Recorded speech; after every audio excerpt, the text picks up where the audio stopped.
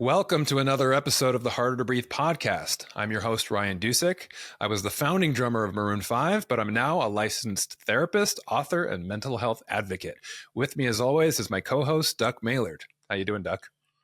I'm attempting to combat the effects of, what is it, seasonal affective disorder, effectiveness disorder? I don't know what it's called, but it's raining, and that always brings me down a little bit here in LA. You know, well, for you, I'll call it effectiveness disorder, but for everyone else, because I'm not very effective. Look, I'm a guy who moved to Southern California for the sun and the warmth, and the year I moved here was like an El Nino year, and it rained nonstop, and I was like, never again. And I know we need it, and obviously with the wildfires and stuff in LA, it's a godsend, but damn it if it doesn't make me depressed and mopey to be trapped inside the house with rain pouring down. So that's where I'm at today. Well, I mean, I grew up in Southern California where it didn't rain, all that often. And so whenever it does, at first it's like, oh, this is a novelty. This is right. Yeah. For about an hour, you're like, it's so cool. You're like, all right, now I'm done with it. Yeah. And I have the same thing. I tend to get a little mopey when it's gloomy out and in the colder, darker months. And especially now that I have a dog that, tracks mud in and refuses to go out to take a shit because it's raining. And so you have to be like standing in the rain with an umbrella over your dog, be like, please poop for daddy. Please. I'm cold and wet. I feel like such This is idiot. why I'm not a dog person. Oh, God. It is interesting because I just, ran inside to get a cup of coffee and I had to like put on my parka, go outside and your anorak. And I'm like, this is different. This is not the norm here. Which again, we're for the rest of the country, we're talking about it's 59 degrees out. So it's not exactly February, when we're recording this, the worst of it, but it's still for us, it's trauma. And we're making it through. We will rebuild. And it's funny though, when you turn on the TV this time of year in LA and you see the local news, it's like you'd think there was like a hurricane in the world. Yeah. What's it called? Like the river, right. Yeah. It's called rain. It's rain, folks.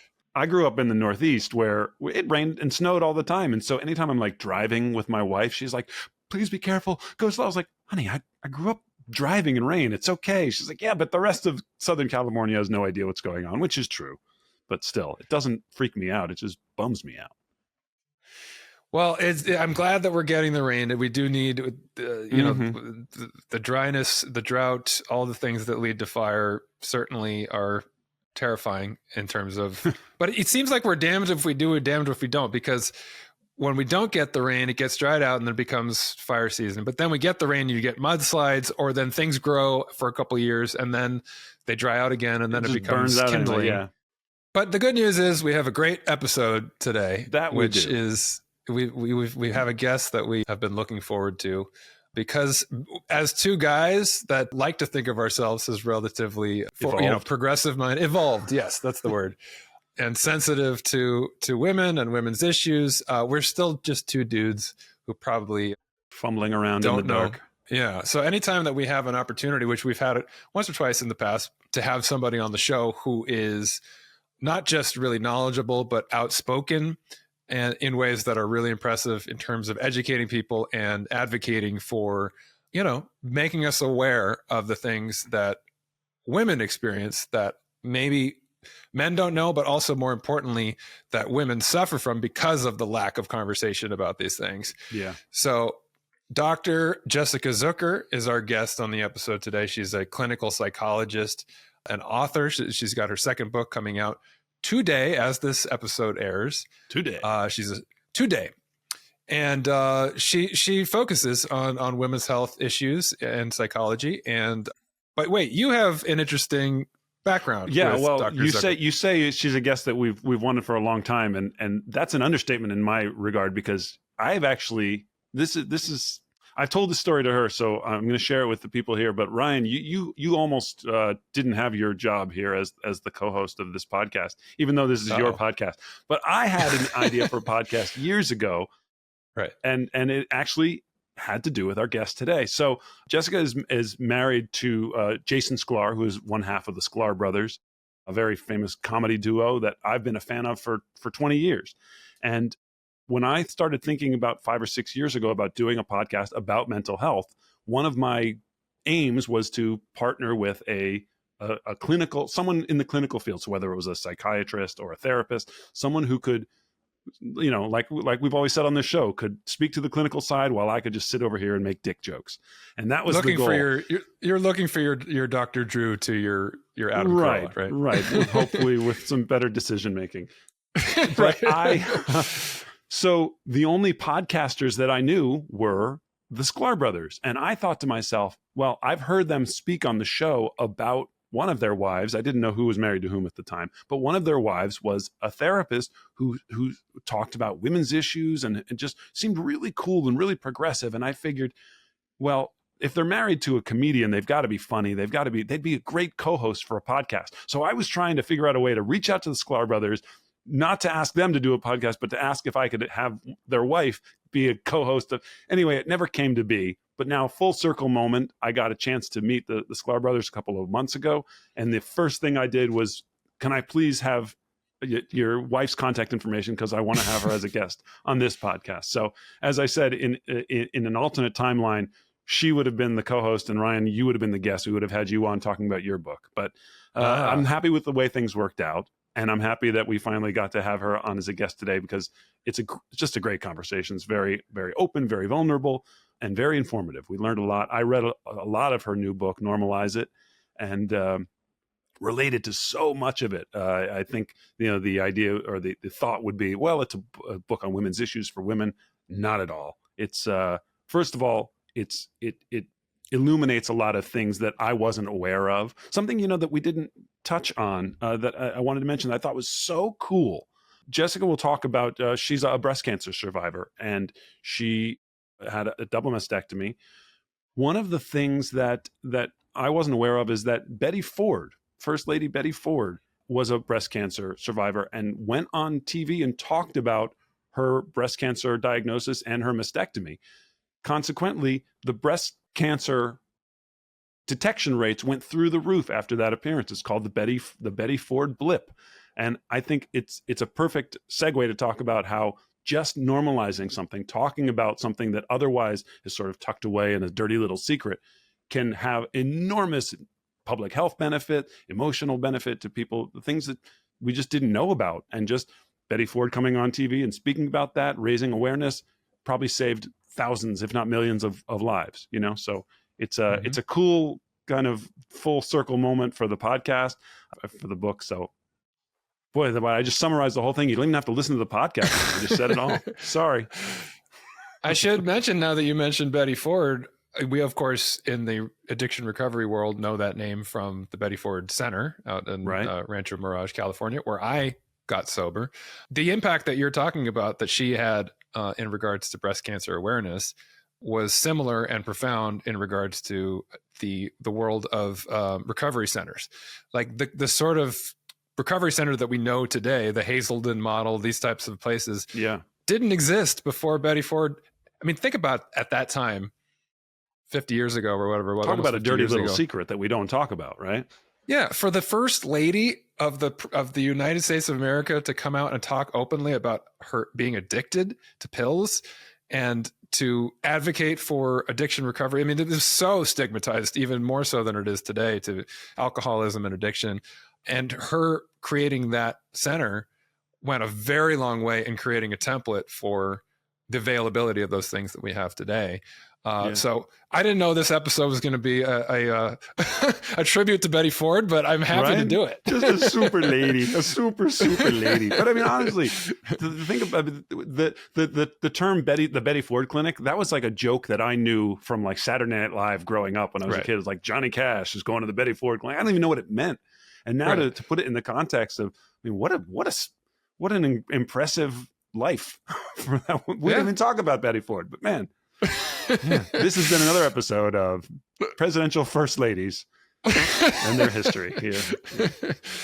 Well, okay. Yeah. No, I mean, it makes me even more excited, though, about talking about Dr. Zucker's platform and her book and the reasons why we're having her on the show, because like I said at the top, I like to think that we're well educated on these things and that we're compassionate. but you got to put your money where your mouth is. You know what I mean? Like Yeah. the people who are doing the work of advocacy, we're not qualified to be the ones to do that. So it's important to have people like Dr. Zucker on to talk about these things. And this conversation is fascinating. So anything And else in you our want defense, to? in our defense, you don't know what you don't know, and Right, so asking these questions, having a guest like Dr. Zucker on to say, here's the things that can be done, here's the work we can do, here's the progress we can make, this is the reason we have this platform, is to have people on who can educate our listeners, who can educate us to the stuff that we're ignorant to. So I feel like I'm a smarter person now. I feel like I'm a more compassionate and Impossible. person. So, Impossible. no, well, gosh, shucks. Oh, shucks. If you have any comments, we'd love to hear them about the show or anything else related to the stuff we talk about on the show. If you have any questions, email them to us at hardertobreathepodcast@gmail.com. You can always reach out to us on Instagram or on YouTube as well. Make a comment. We tend to respond to the comments, but we'd love to get some emails that we talk about on the show. We're going to start doing that more often. We swear we're going to. We keep saying it. We're willing it, manifesting we're it. Just too responsive on the social media platform. We answer every question in real time, and so we don't leave it for the pod. But so if you ask a question and we don't answer it, there's a chance that we're just saving it for an episode that we're actually going to answer some questions on air. So you have to keep listening. Sorry, you're just going to have to keep listening to see if your question gets answered. And I know it sounds cliche when we say to like and subscribe. It helps. But it helps. And you know what? I wouldn't ask you to do it if I didn't believe that what we're doing was important. You know what I mean? So like and subscribe, follow the show, tell your friends about it. It helps. And without any further ado, here's our wonderful conversation with Dr. Jessica Zucker right here on the Harder to Breathe podcast.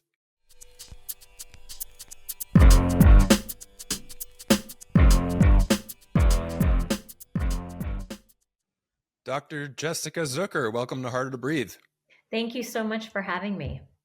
This is very cool. We have a lot to talk about because you have a new book that's out today, the day that this is coming out.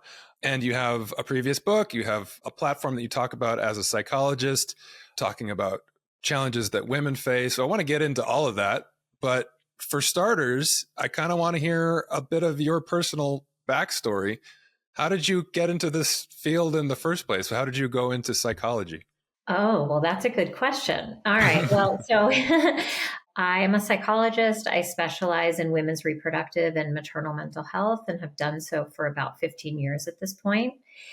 And prior to pursuing my PhD in clinical psychology, I got a master's degree in public health and worked internationally in women's health and women's rights.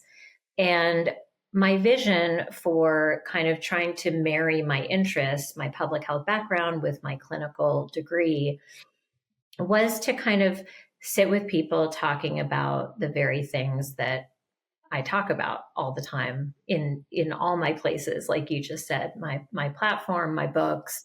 So everything from pregnancy to pregnancy loss, perinatal and postpartum mood and anxiety disorders, pregnancy after loss, infant loss, and then some. But here's the thing. I tried my whole young life to not become a psychologist myself, honestly. I've got a lot of therapists in my family. And so I honestly knew in college that I wanted to be a psychologist eventually, but my path took some turns and that landed me in public health. That was sort of my hope was to broaden my vision, right? To help people on a broader scale. And I absolutely loved doing that. And yet when I wasn't in Nigeria or Senegal or India or Nepal, I was working at a computer alone behind a desk. And I just didn't see that for myself long term. So eventually I just decided to embrace my childhood dreams and go for the PhD. And so here I am. I would say you can't drop all those great locations without talking about what some of the things you were doing there. What kind of type of work were you doing in all those exotic locations?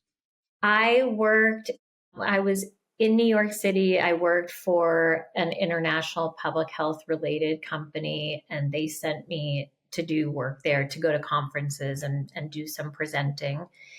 And then I was working at the Harvard School of Public Health on a project, kind of doing some similar things. What's interesting though is, yes, as a child, I'm calling myself a child. At 18 years old, I read We're all Dr. Carol children at heart. Gilligan's book. Yeah. And I still feel like a child. I read her book in a different voice, which is, I found just to be the most groundbreaking research imaginable on girls and women and moral development. And so it was at that time that I was like, wait, I want to be this person. I want to emulate her work and follow in her footsteps. And so she's included in both of my books because her research has been so important to me and foundational in the field of psychology. Now, when you said that you had a lot of therapists in your family and that you didn't want to go into this field at one point, was that just because you were a rebel and you didn't want to like just follow the steps that had been laid out before you? Or was there something about the field that you had a bad taste in your mouth about? Oh, that's a good question. I definitely didn't have a bad taste in my mouth. I just felt like, and I'm sure you've heard this too, people have a lot of things to say about therapists being like the wounded healer, quote unquote, or things that I think are kind of derogatory. And I thought charting my own path would prove somehow that wasn't me, that somehow, even though I had difficult things in my childhood, that I had, processed them and integrated them and didn't need to become a psychologist to prove that I somehow, had moved on. So then it comes full circle and you sort of pull the sword from the stone and ascend to the profession you were born to live into. And fulfill your destiny. Fulfill your destiny. Yes, that's what I was getting at. and you become a clinical psychologist and specializing in women's issues. Why specifically did that become your calling, working with women on their issues? Yeah, I think it begins with Carol Gilligan, as I mentioned before. I think that just being a woman myself and kind of knowing from a young age, looking at culture and just seeing the way that girls and women are taught to think about their bodies, their menstruation, their breasts, their sexuality, their pleasure, their lack of pleasure, their relationships, all of these things. It just felt very important for me to somehow be part of changing the cultural conversations around some of these things. Mm-hmm. The truth is, it was theoretical for me, right? Like I had read all of these academic books and had done all I could in terms of trainings with regard to postpartum mood and anxiety disorders and pregnancy loss. It wasn't until I was 16 weeks into my second pregnancy when I had a miscarriage by myself at home that everything changed. So, I mean, invariably, I don't even have to say this because you already know it. This changed the course of my professional life, of my personal life. And I couldn't help myself. I sort of felt impassioned to get, on a soapbox and, create this hashtag, this viral community that said, hashtag I had a miscarriage. This was years after the miscarriage. It was 2 years later that I decided to do this, but I was astounded by, after my own experience with miscarriage, I went to the research and was just taken aback by the amount of women who are blaming themselves, who feel a sense of shame and self-blame and body hate, feelings of body failure, all of these things, which luckily I myself did not feel, which we can get into if you want to, but I felt like I had to do something. So that's when I launched the I Had a Miscarriage campaign with my first New York Times piece, which then led to a whole slew of articles and campaign stuff that I did, which again, it's not like I sat down and was like, I'm going to start this huge thing. I just Right. did it. And then it became something. And then I just kept after it, And that eventually led to my first book, which is sort of a memoir meets manifesto about my miscarriage and other people's miscarriages as well. 2 weeks after my first book came out, I was diagnosed with breast cancer. I don't know if you know this about me from my platform, but so this sort of took me down. Needless to say. Yeah. Yeah. I mean, it took me off the miscarriage map for a while, or maybe forevermore in a way. I had to take care of myself first and foremost, and couldn't continue to give and create content around, an issue that I had gone through. But at that point, my miscarriage was 10 years ago. And now I felt like I'm fighting for my life. So, wow, just absolutely mind blowing. This was not an issue I had studied about, by the way. This was not Really on my bingo card. Nope, no, it wasn't. So even though I specialize in all things women's mental health, breast cancer was not something that I knew much about in terms of the psychology around it. Mm-hmm. And a few months after I was diagnosed, this mental health publishing company came to me and asked me to write a book. And I did it. Bang. And I didn't think I could do it, but I fucking did it, and now it's here. Well, let's talk about that. I want to jump back a little bit just for context. When I first became aware of you is through your husband, Jason Sklar, who is one half of the comedy duo, the Sklar brothers. I've been a big fan of them and their podcast for many years, and I heard them discussing your line of sympathy cards for women who had suffered miscarriage.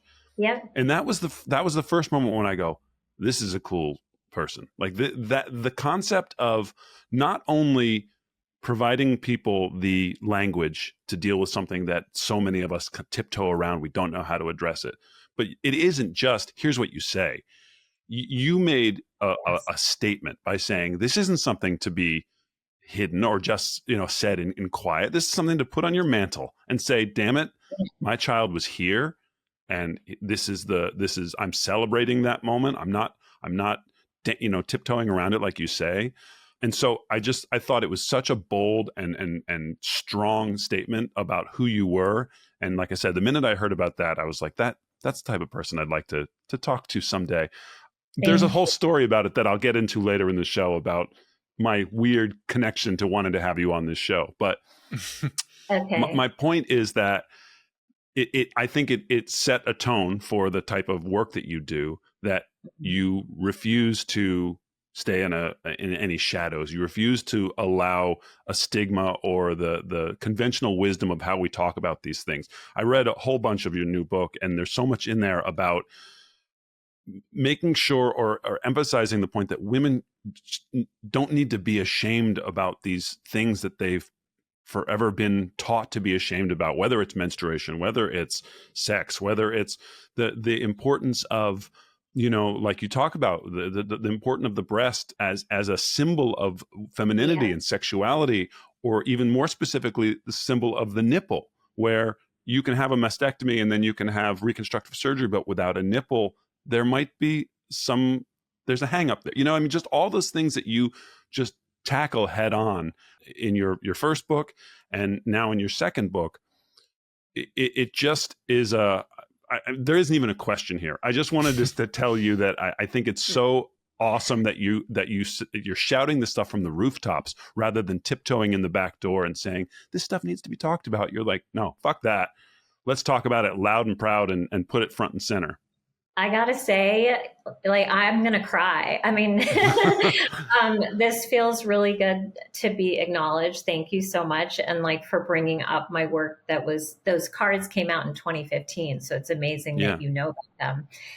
And it feels so good to hear this, partly because in the past few years since my breast cancer diagnosis and life after, because I have to take a daily medication that kind of creates brain fog and other fun Hmm. things. I feel in some ways I've lost touch with the profundity of my mission. You know, it's and Hmm. I can look at the book, and my husband's always sort of reminding me, like, everybody says they're going to write a book and no one writes a book. You've written 2 books, you know, like he loves to kind of try to remind me of all the things, but there are days and periods where I just don't connect with it right now. And so anyway, thank you for that. It feels Yeah. really good to hear that. Well, it isn't simply, a women's issue.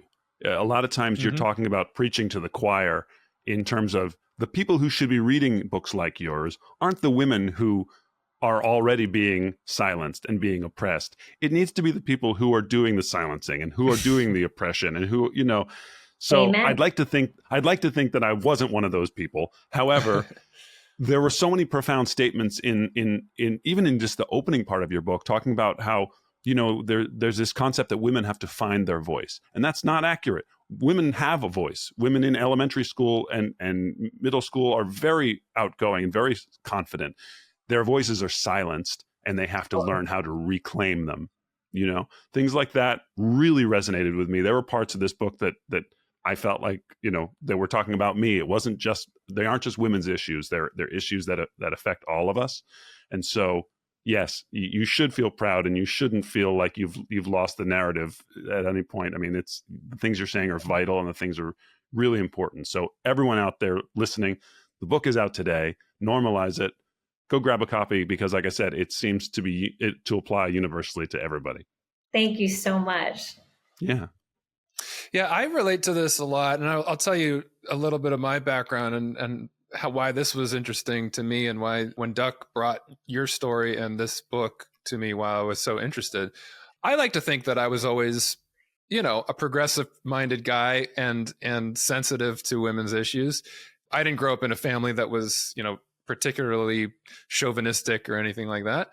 However, it wasn't until I was an adult and I was in a long, meaningful relationship with a woman who I would say is a feminist and educated me on things that I realized I had blind spots about, that I had biases and things that I hadn't really examined.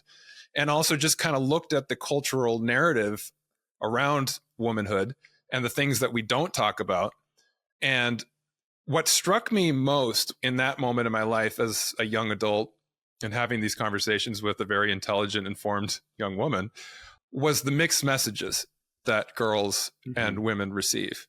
And just how so often the messages that the girls are given put them in a double bind. That's a clinical term, right? A double bind. Yes, It's yes. kind of like you're damned if you do, you're damned if you don't.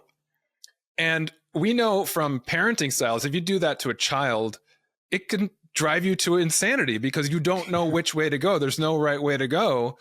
And then to make it even a double whammy on top of it, we do this to girls and women. And then we tell them, oh, don't be hysterical. Don't be crazy. And it's like, now it's a triple bind. It's like, well, how am I supposed to respond to this? How am I supposed to integrate this into, it's not a mystery to me why a lot of women struggle with their identity and their self-confidence when we put them in that position. Exactly. I know. So it starts in girlhood, which I get into in the book. I think that Gilligan's work is so profound because it really shows us that, because she did all of this qualitative research and interviews where she found that, like you said before, of course girls have their voice. What happens is that they get a little older, they get into puberty, and they're met with a wall. They're met with a cultural sort of determination to quiet it down or be the quote unquote good girl. and not have that look on their face that they're upset about something. And then we're taught to kind of, just act a certain way, look a certain way.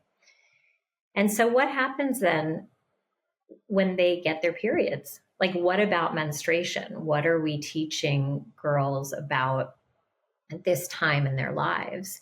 It's often met with, shh, shh, shh, be quiet about this, like run off to the bathroom, like, and that morphs so quickly into a sense of shame.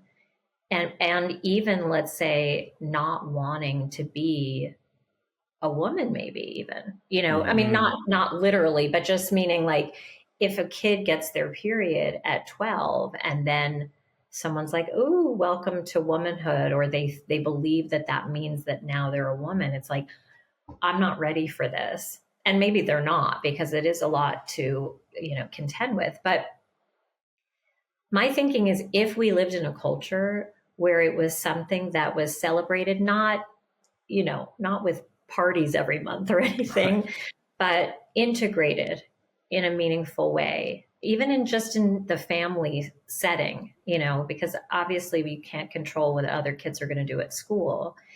But my sense is that girls could feel a sense of pride. Oh, this is what all girls and women go through. Oh, what does this mean about my future? Well, and I have a lot to say on this, because most people think, well, once you get your period, it means you can get pregnant. Well, a lot of people can't get pregnant or can't stay pregnant, so it's not a given. But, it would be helpful if we were talking to girls about the meaning and the beauty around menstruation and everything that follows. Because they start to hide their bodies, right? Like, they start to get breasts, and then they want to wear bigger things to hide them. This is generalizations, of course. Maybe there are some people that don't feel this way, but it just seems a majority of kids or, young women are feeling this sense of body shame from the get-go. It's problematic. And so much of it is a bigger issue of just a systematic misogyny, for lack of, I mean, we had your colleague, Dr. Suzanne Gilbert-Lenz, on a few months ago, and she was wonderful. And she explained so many things about how even gynecologists don't talk about menopause, for example. Oh, yeah. And the things that are the full spectrum of a woman's experience are just sort of, well, you've got your period, so we don't have to talk about that. And you'll get pregnant now. I mean, just the sort of flippant way that these issues are discussed. And like Ryan was talking about, that double bind of, some of the examples you mentioned in your book about, accept your body, be happy with your body, but also always strive to keep it tight. And especially if you've had a baby, get back to that pre-baby body as if there's some, right and wrong body to have. Just all these messages. So how do you, as a therapist, go about changing that narrative? How do you open those lines of communication to someone that may come into your office and you can feel that they're closed off to those things through no fault of their own, just through their own upbringing, their own experience? Yeah. How are you changing that narrative, and what can we do to change that narrative worldwide? That's such an important question, because you're asking how I do it individually with my patients. And it's almost like I'm prone to say, well, I write these books, or I'm on Instagram, shouting from rooftops. And in some ways it's almost easier there. Why? Because I'm just talking out into the world and like pleading with people to see it a certain way and try to dare themselves to do things a certain way. One-on-one is very different. One-on-one, though, is the emotional intimacy that I love. But it's so complex, right? Because it's not like I'm going to sit there like I would on Instagram being like, you can do it, share that story, like muster the courage, With my patients, it's really about getting to know their beginnings. So, someone will come in for postpartum depression, and some come in and they just want like a quick, let's do 3 sessions and I want to get out of here. And then other people come in and we discover that this is, hormonally related in some ways, but it's also often related to one's early life, because the responsibility of becoming a mother and what that feels like and what that looks like brings up so much about how was I mothered? Who cared for me? What's my attachment history? I mean, things that we just don't think about, and we just go and have kids. And then we're sort of slapped in the face with this reality of like, wait, who responded to me when I was crying? Was I held enough? Who played with me? Who reflected back to me that I was important, that I meant something, that the words that I said had any sort of meaning or value? And so in these sessions, that's where I go, if the patient is up for it. Some people, like I said, don't want to go deep, deep, deep. I like the deep dive because I feel like it's so much more impactful longer term when people can really connect the dots in their lives. And I've watched people evolve and change in such powerful ways as we question, why do you feel you're worthless? Why do you feel that your miscarriage is your fault? Like, we have all this scientific evidence to show that it wasn't. Why? And so what I often talk about with people, because again, it would be easy to say, it's not your fault. Like, you got to just move on. I mean, I do think that unfortunately a lot of, people in the medical field are saying these things because it's not their job to get into the psychology behind it. But why do you think it's your fault? Well, what I've seen over the years is people thinking it's their fault indicates that then if they do something differently the next time, they'll have a different result. So it's this kind of yearning for a sense of control.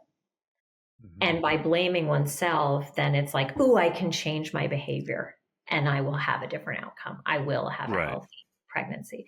Also, our culture pounds at us about like, if you just try hard enough at anything, you can attain it. Reproduction is completely out of that realm. And I must hear this weekly, if not daily, from people. I was able to go to the best schools. I got the best grades. I got the best job. I can't stay pregnant. And it's like that chasm. As if that's some sort of failure on their part. Yeah. Exactly. Yeah. And they feel horrible about themselves. So, it's like a combination of psychoeducation, but then also going back through their lives to see if there's anything that we can talk through, patch up, so that they can understand that a lot of these things they learned in their culture, in their, religions, in their families, that have kind of held them back from feeling comfortable in their own skin. You're touching on a really important topic here that we get into occasionally on this show, but I think it kind of runs through everything that we talk about when we talk about culture, which is the difference between the sort of public platforms in which we discuss some of these things now, which is an improvement upon the past in that we have these platforms now. And on social media, you can find somebody like yourself talking about this stuff. And then the unique nature, the nuance of individual people whose stories are all different and have their own relationship to these things.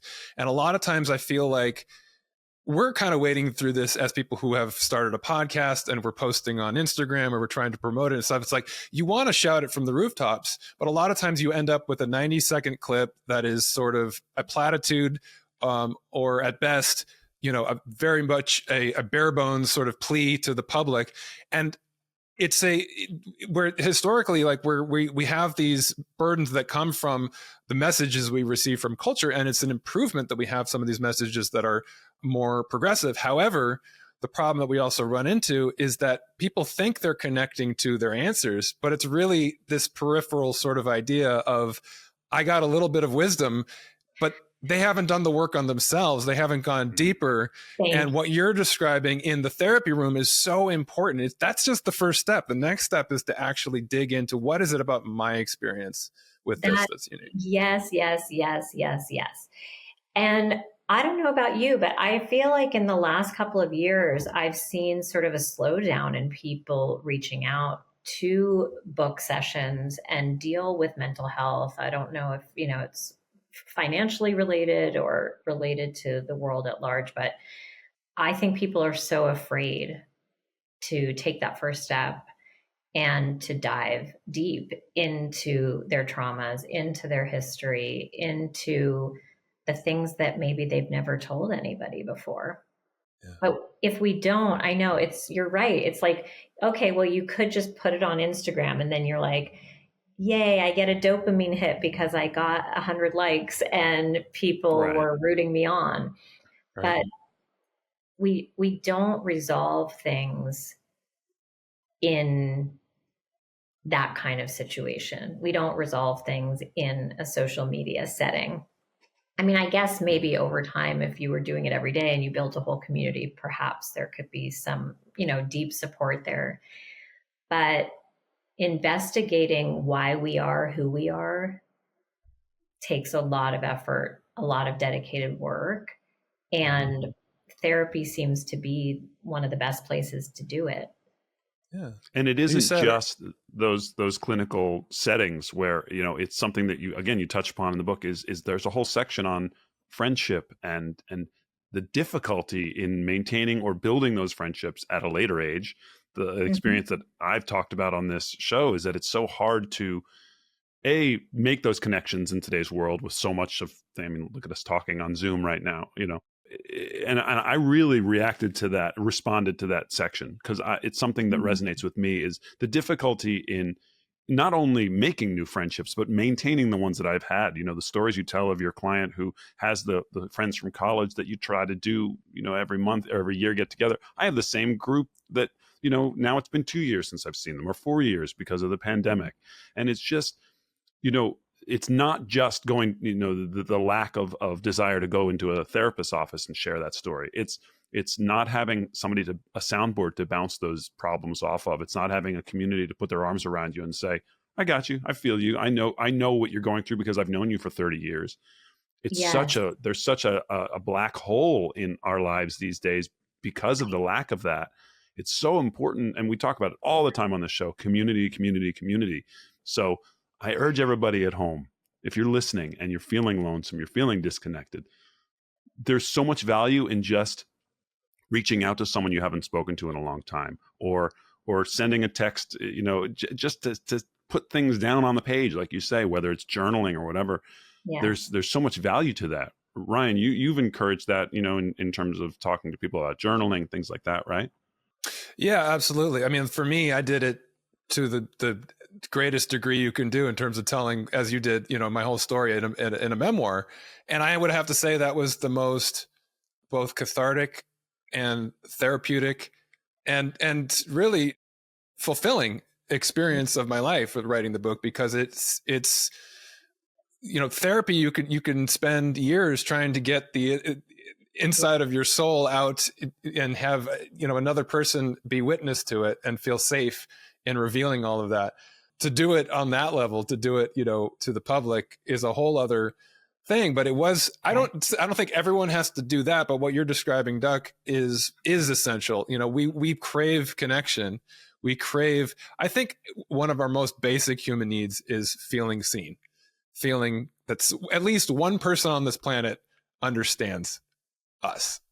Yeah. The version of us that we often only see and think that nobody else sees.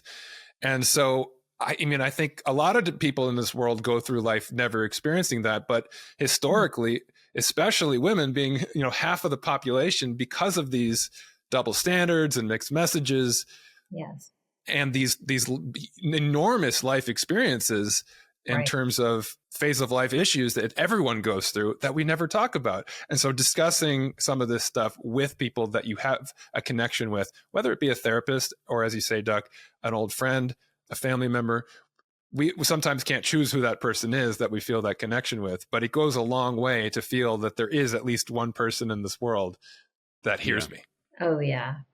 And I think part of this loneliness epidemic, though, has to do with not only the pandemic and the world changing so much and making us have to stay home and all of that, but about the platitudes that we're often met with when we do open up, which can then sort of alienate us from the very people that we thought got us and knew us and understood, right? So that happens so often after a pregnancy loss. At least you know you can get pregnant. You know, God has a plan. God doesn't give you more than you can handle. Mm-hmm. You know, at least you have a thriving career. There's a lot of at least statements after pregnancy loss. And the one I shared today on Instagram is related to my breast cancer diagnosis, which it's like, I sometimes still struggle now, even though I was diagnosed in 2021, I'm dealing with the sort of after effects and being on this medication and what that does for me. And, you know, and the psychological sort of ramifications of being faced with a life-threatening diagnosis. But it's often met with, but at least you're here. Yeah. At least the surgeries are behind you. You know what I mean? So I do think that we need to reach out to people, like you say, and be connected and close.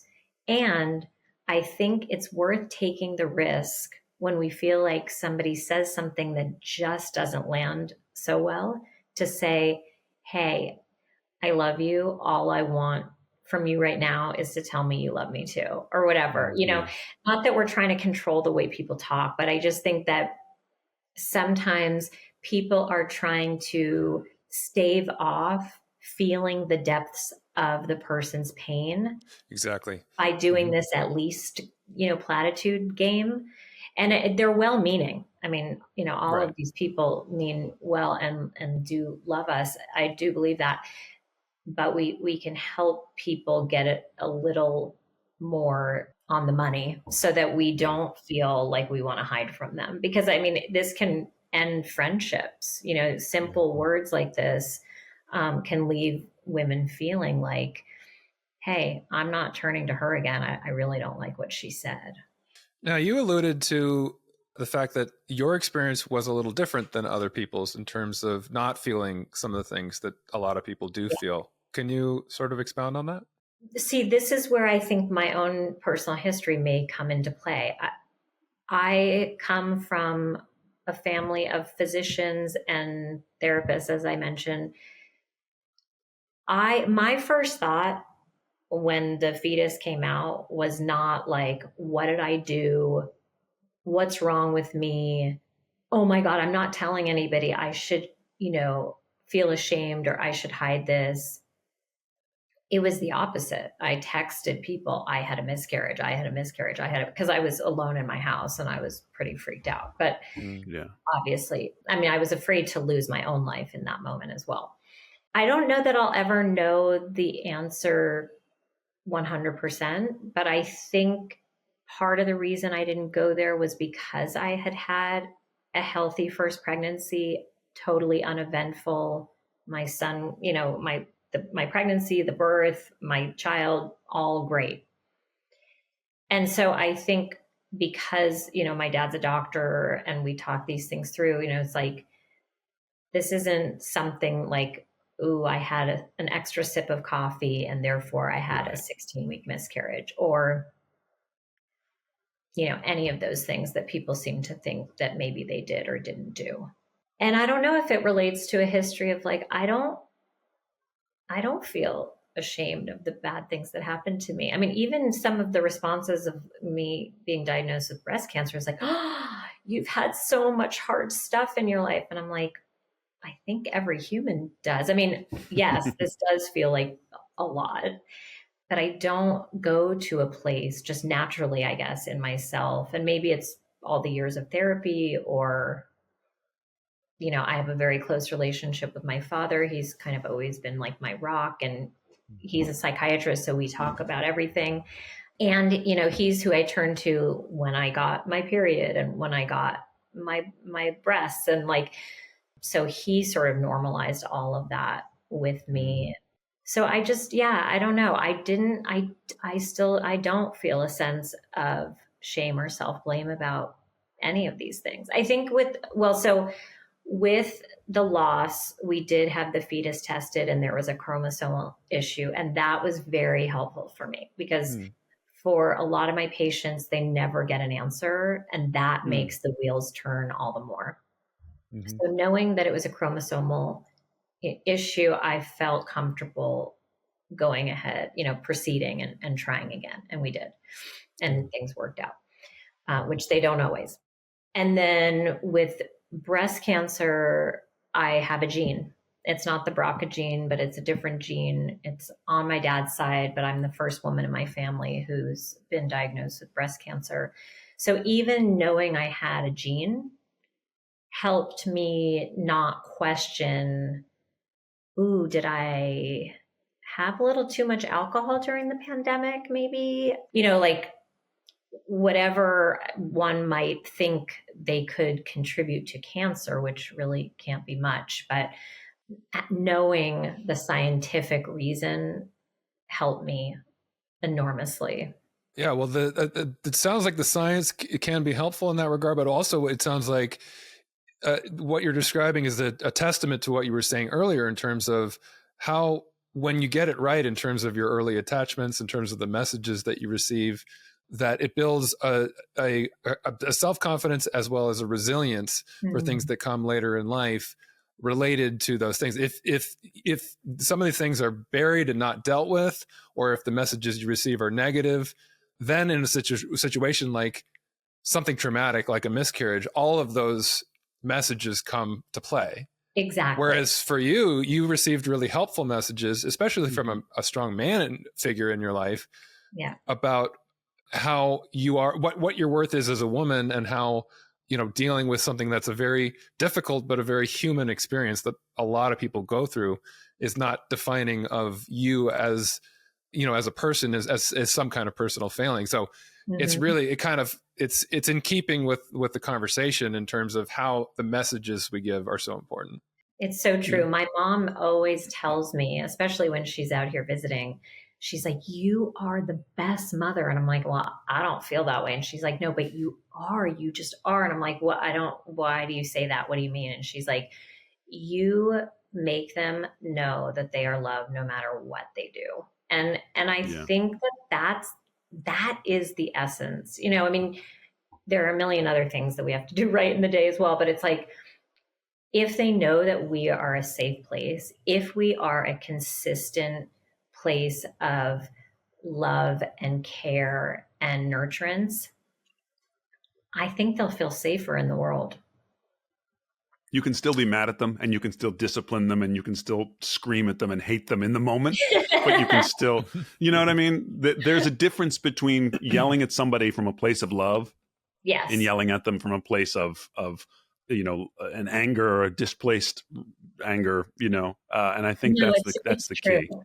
I know. Sometimes my son's 16, and he's like, you guys are kind of like hard on me about stuff at school and I say to him, and I do wrestle with this myself. It's like, because my mom's like, we didn't put this kind of pressure on you, but I don't know, at least this is how I justify it to myself. I say to him, like, look, if you didn't have the capacity to do as well as you're doing, I wouldn't have the expectations, because I don't know if his sister is going to be a straight A student, in high school like he is. I don't know. So I don't know that I would, sort of not expect that of her, but just like, keep nurturing that in her. Right. And I think he gets it. And it's interesting because I think what at one time felt like some pressure, he now wants it more. I'm like, well, what if Dad and I didn't, remind you to do this and that, with regard to school? And he's like, I do even better. And I'm like, what are you talking about? And he's like, no, I want it myself more than you guys even know. And I think that's the goal, right? With parenting, it's like for our kids to want to be good, to want to be good humans, to want to do well, to want to know their capacity, and knowing that when they stumble, we're here to catch them. I'm interested to hear how your husband factors into some of this, especially your experience of something as challenging as the miscarriage and the cancer. You as Duck mentioned earlier, you know, Jason Sklar, he's a well-known comedian. He's on tour, I imagine, a lot, performing as a comedian. Going through some of these things, you lean on the people in your life, in particular your partner, a lot. How was that for you going through that? Was he around? Was that an experience that was empowering? This is a tough topic. Okay. No, I often don't talk about my husband in terms of like, because he's like a public figure, I often don't sort of include him in my stuff, but he's in my book, so it's okay. Look, Jason, my husband, is the most wonderful human that I know. He's a better human than me. But, you know, at this age and stage, if I were making different decisions, do I wish I had a husband who was around more? I do, you know, but of course, I have so much respect for what he does and what he's created. I don't think I understood that the lifestyle of him traveling all the time and going out all the time at night, and, you know, how that would feel as a mother. And in some ways, sometimes feeling like a live-in nanny, you know, just like, well, wait, now I can't go out if I needed to go out, whatever. So it's interesting to be married to somebody who's on the road, and he knows this. So if he listens to this, it's okay. Well, the goal is to have them on as guests as well, so I can hold their feet to the fire when they're on. Be like, why are you guys leaving your wives? Come on. Totally. So don't worry, I got your back. He knows how I feel. I'm like, are you going out again tonight? And he's like, going out, it's work. And I'm like, I get it, but I'm still alone with the kids, you know? So when the miscarriage happened, he was in the middle of shooting some big thing, and I had been spotting, and I didn't want him to go to work, but I didn't tell him that because it was too important, you know? And so I texted him when the fetus fell out, and then he did leave and, you know, went through red lights and whatever to get to me. And, you know, but do I wish I would have asked him to stay home? And I don't even know if he could have. I mean, that's the thing with his work. Like, there's no flexibility if they are on set or whatever. So, right. but that might be the same if I were married to a surgeon, right? Like, they can't just be like, well, right. Sorry for the person who's on the table, like dying. I'm, you know, my wife needs me to be here, you know, so this could happen in many careers. So, you know, when I was diagnosed with breast cancer, I did very openly say to him, like, let's do this a little differently than we did the miscarriage. I want to be close and connected through this. Like, and I want, despite, you know, your busyness and whatever, like, that we process this, like, because now it's like we have these kids that are old enough to understand what's going on, you know? So it's like, we can't just, like, when I had the miscarriage, our son was 3. And so it wasn't like we could just tell him, we thought mommy was pregnant, but she's not. Like, that was that, you know, and then I could just cry the rest of the day by myself or whatever. And I just wanted to say that I don't want this to sound condescending to a therapist who you would think of would of course advocate for themselves, but bravo to you for advocating for yourself in that situation, and bravo to your husband for just having the openness to having that said to him and saying, we're going to do this differently. I need this. And for you guys to work as a unit to say, yeah, let's do whatever it takes to give each other what we need. You know, it sounds like a loaded question to ask about a comedian on the road and how of course he's never there for, like, that's ridiculous. Like you say, a surgeon, a teacher, anybody, they're going to have their careers. And so, you know, knowing the little bit of Jason that I know, I knew that it was an easy question to say, no, my husband is 100% there for me, you know, so it isn't a gotcha question. But I Yeah. do think I mean, it's complex in the way that, like, just like my history is involved in the way I respond to the present, his history is Mhm, involved in how he responds to the present as well. You know, so he right. lost his dad early. His mom's family survived the Holocaust. Like, I mean, there's just like so much history there that is traumatic. And, you know, I think that some of this, I mean, this stuff is scary. And I think he Yeah. was scared. And months Mm. later, I was able to say to him, like, what happened for you after the miscarriage? Like, I didn't feel like, where were you exactly? And he was able to say that he, you know, was scared that he could have lost me that day. Because the truth is, like, I was hemorrhaging because my OBGYN walked me through how to cut the umbilical cord over the phone. Mm. And then, so I was hemorrhaging. And so when he got home and he had to get me to her office, it was like, you know, a murder scene. It was Yeah. terrible. And so, and then I had an unmedicated DNC. So, like, all of the details of my Mm. experience were so unlike anything I'd ever heard of. And he has definitely not heard of these things. And so, yeah, I think it was fear that kind of not shut him down, but just like made him kind of do the like soldiering on and like, Right. I'm going to be here for you and I'll take our son anywhere and everywhere. So again, I think he was doing the best he could, but I thought with the breast cancer, like, we can do this even better.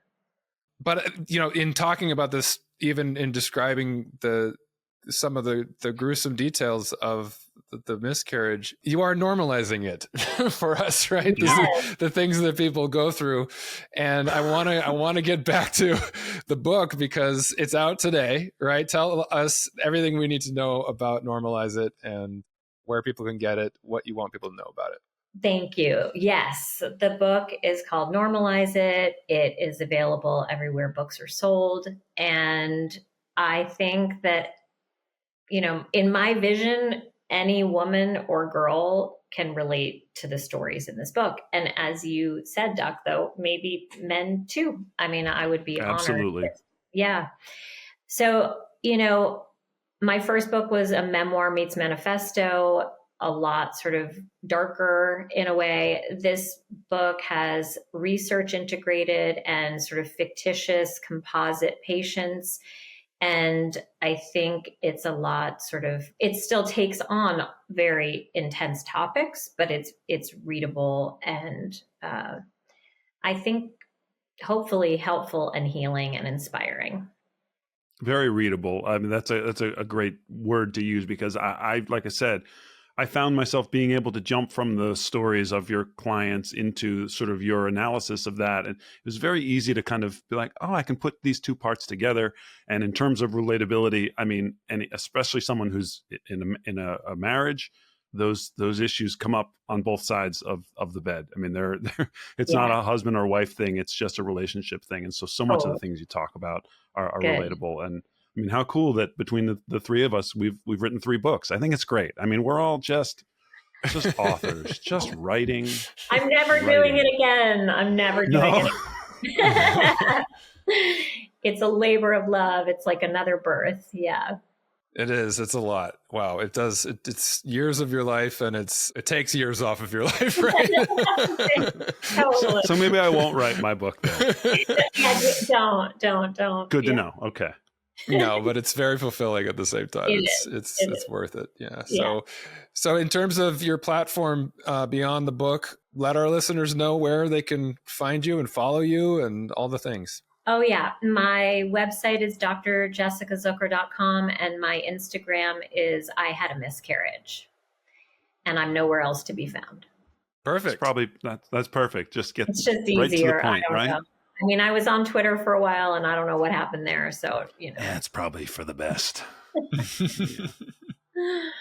Well, thank you so much for your time today. I mean, it's really been a pleasure. I've loved reading your book. I've loved getting to know you.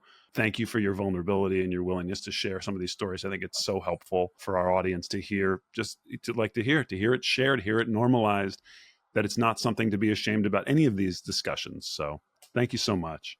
Thank you so much for having me. Well, this has been another wonderful conversation here on the Harder to Breathe podcast. Our guest has been Dr. Jessica Zucker. We want to thank her again for being here. You got to check out her book, Normalize It. It's out today. We have new episodes every Tuesday, so check them out every week. And we'll see you next time right here on the Harder to Breathe podcast.